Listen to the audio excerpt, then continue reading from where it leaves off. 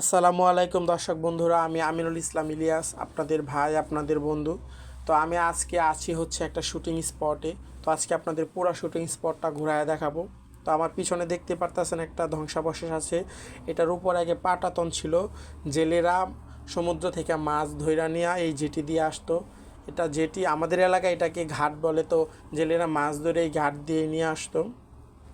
তো আপনাদের যে এই শুটিং স্পটটা সম্পর্কে বলতেছি, এটা হচ্ছে জেলেদের ঐতিহ্য বা এই দেশের ঐতিহ্য সংস্কৃতি তুলে ধরার জন্য এই ছবিটা নির্মাণ করেছেন। তো আমার পিছনে যে দেখতে পারতেছেন বিশাল একটি বড় নৌকা, এই নৌকা দিয়ে মূলত মাছ টাছ ধরে নিয়ে আসতো এবং ছোটো বড়ো আরও 8-10টা নৌকা আছে যা দিয়ে মাছ ধরে নিয়ে আসতো। আমি এখন এই নৌকার ভিতরে যাব, দেখবো এটার ভিতরে কী আছে। তো এই নৌকার ভিতরে চলে আসি। দেখেন, দর্শনার্থীরা যারা এখানে ঘুরতে আসে সবাইটাকে উপরে উঠা টুইটা পুরো ধ্বংস করে ফেলছে। তো আমার পিছনে যে বাড়িটা দেখতে পারতেছেন, 2 রুমের 2টা বাসা, একটা সামনাসামনি, এটা হচ্ছে জেলে প্রধানের বাড়ি। তো যে জেলে সমাজটাকে যিনি নিয়ন্ত্রণ করে, জেলে প্রধানের বাড়ি। এই বাড়িটা ফুটায় তোলার জন্য বাড়িটাকে অনেক সুন্দর করে রং করছে, অনেক মজবুত করছে, 2টা রুম করছে, আবার উঠানের মধ্যখানে ছাউনি দিয়া বসার জন্য একটা প্লেস করছে। তো দেখতে পারতেছেন বাড়িটা সুন্দর করছে। মানে এখানে যতগুলো বাড়ি আছে সব থেকে একটু স্টাইলিশ বাড়ি বলতে পারেন। তো আমি এখন রুম থেকে বের হলাম, বের হয়ে দেখেন কত সুন্দর দৃশ্য। আশেপাশে পুরো দৃশ্যটা আমি ক্যামেরা বন্দি করতে চেয়েছিলাম, কিন্তু প্রচণ্ড রোদের কারণে, প্রচণ্ড গরমের কারণে, তাপমাত্রা প্রায় 45-46 ডিগ্রি সেলসিয়াস তাপমাত্রার মধ্যে এত কষ্ট করে ভিডিও করি।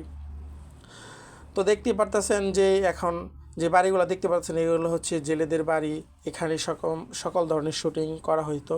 এখানে দেখেন যে সারিবদ্ধভাবে একটার পর একটা বাড়ি সাজানো আছে। এটা জেলেদের বাড়ি। তারা তাদের জীবিকা ছিল যে সমুদ্র থেকে মাছ মাইরা ধইরা নিয়ে আসা।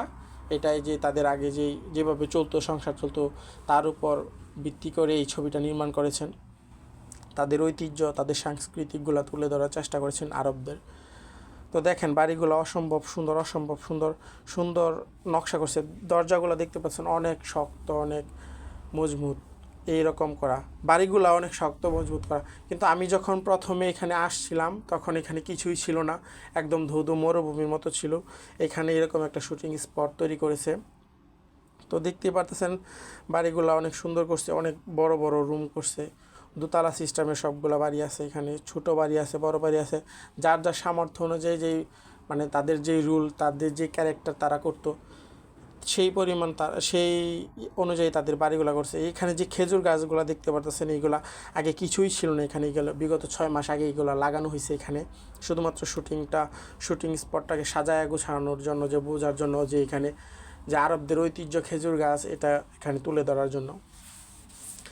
এর আগেও প্রায় আমরা যখন আসছিলাম 1 বছর আগে এখানে ছিল মরা খেজুর গাছ ছিল বা কিছু ধ্বংসাবশেষ ছিল। তারও 2 বছর আগে এখানে আবার শুটিং হয়েছিল, এরকম কিছু ছিল এখানে।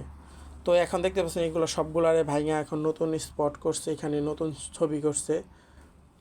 তো দেখেন এই যে একটা বাড়ি, এই বাড়িটার ভিতরে দেখেন বাড়িটার এখানে কত দামি দামি জিনিসপত্র তারা ফেলে গেছে, ইউজ করার পর এখানে রেখে চলে গেছে। অনেক দামি দামি জিনিস এখানে রেখে গেছে তারা, ছবি শেষ, তারপর তারা এখানে সব কিছুই রেখে চলে গেছে, কোনো কিছুই তারা সঙ্গে নেয় নাই। তো দেখেন এই ঘর থেকে বের হওয়ার সময় ঘরের ওয়ালটা দেখেন এখনও অনেক নতুন। তো দেখতেই পারতেছেন কত সুন্দর সুন্দর ঘর এখানে করে রাখছে। এইগুলো সবই এখন দর্শনার্থীদের জন্য উন্মুক্ত, এখানে সবাই এখানে ঘুরতে পারবে।